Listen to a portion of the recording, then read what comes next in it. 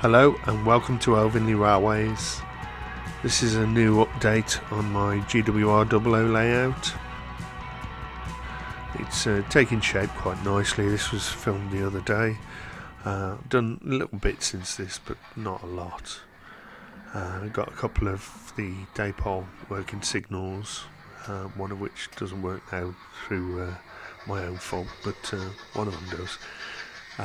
This is a Oxford Dean Goods coming round with sound, just running on DC. It's a nice little loco and it runs well.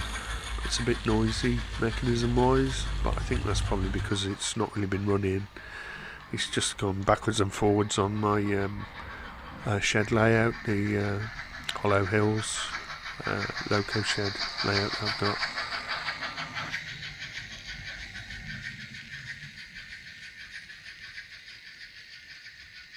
There you see the dipole working signal. It's a nice little mechanism. It just runs off a 9-volt battery. The shed updated and the signal box, which all those were ratio kits. The footbridge was a Hornby kit, Hagley footbridge, which I converted to one without the roof. And there's a couple of ready to plant buildings by Backman.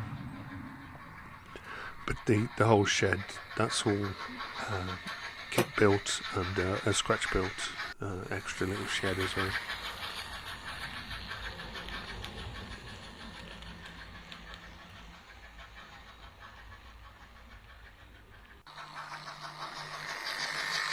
There's not a lot of lighting in there, so it's difficult to film, but I've done the best I can.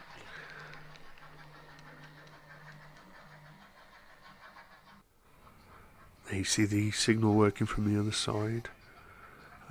2 wires connect to a 9-volt battery, and then the other 2 are just momentary for switching one way and the other.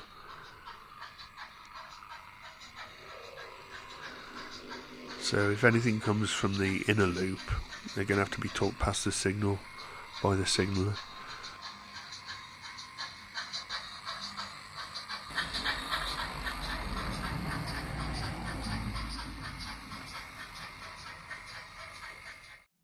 This was a few weeks earlier.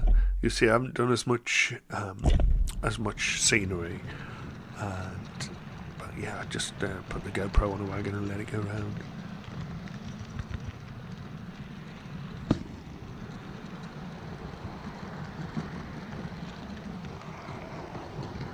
See the light coming in through the mod rock, where it's quite thin in places.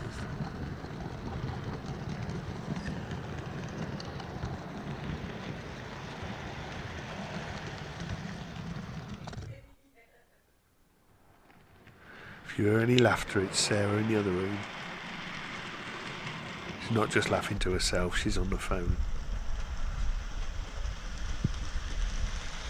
So yeah, that's a Batman 56XX. That was another bargain. They're quite good to pick up these days, quite cheaply. The rail car is just an old Hornby one, which I've done some detailing whether or not.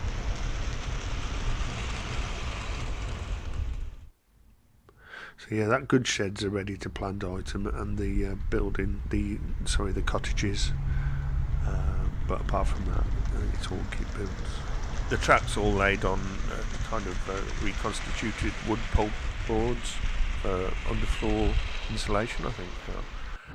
You can see the stone on the edge of the platform there, which was just filler scribed. And lots of variety when it comes to the colours to create an autumnal scene. It was sort of mid-autumn when I sort of started working on this properly, although I started it earlier in the year. You can see some operations going on. The Loco left the engine shed and he's just going into the head shunt there, back up onto his train.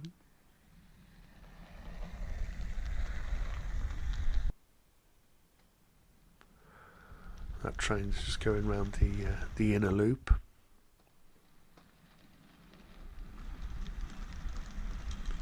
There you see it coming all the way round.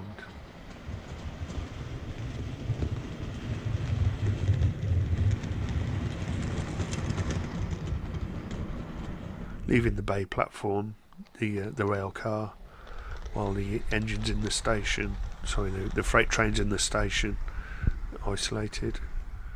And then when the points are changed, the rail car's isolated inside the tunnel. The freight train just moves into the outer loop, which is then isolated, and the rail car comes back to the bay platform. Here it leaves the bay platform, goes all the way around and comes round into the other side of the platform.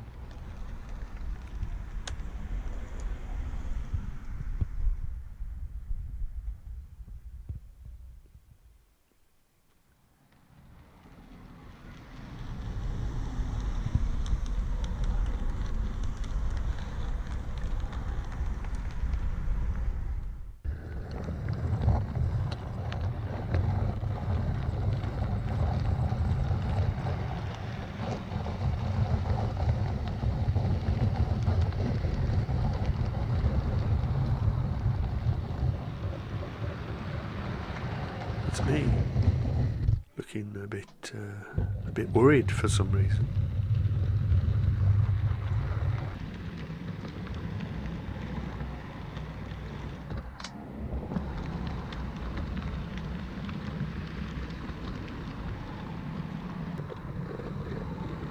You have to excuse the mess everywhere. There's a lot of storage in here.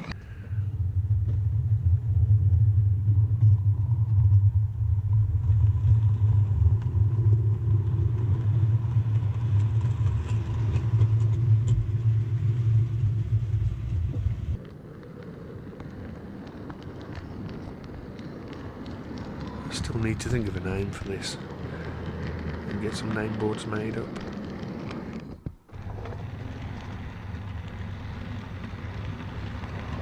Looks like he's making a sharp exit there from that tunnel for some reason. You can see my folk rock compilation there, which is a good accompaniment to railway modelling, I find.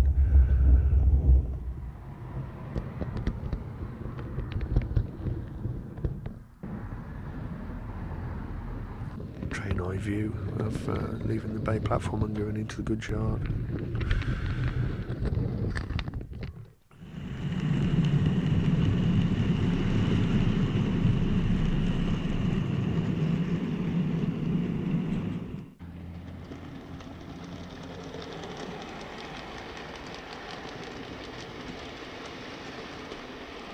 There's been a few more layers of scenery since these shots, so it does look a bit sparse and maybe a little bit stark as well, but it's been toned down by adding extra layers.